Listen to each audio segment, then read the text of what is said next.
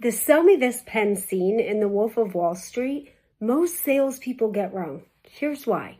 Jordan Belfort, love him or hated, he teaches sell me this pen, but it's a trick question. Most salespeople jump into the features. It writes smoothly, it comes with an eraser, it's a great shade of blue so it doesn't hurt your eyes. But the right answer is actually creating a demand before you even sell the pen.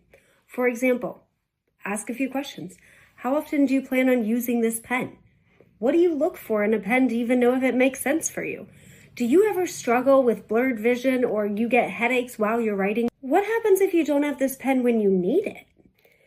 Listen, don't sell a product before you've figured out why they would even be interested in the product in the first place. And then don't push. Just simply ask enough questions that the choice of needing your version is the next logical step. If you want more breakdowns like this that are super easy to understand and implement, go ahead, put your email in using the link in the bio and sign up for Chess, not Checkers. It's a free newsletter delivered right now to over 3,500 CEOs and salespeople every single week.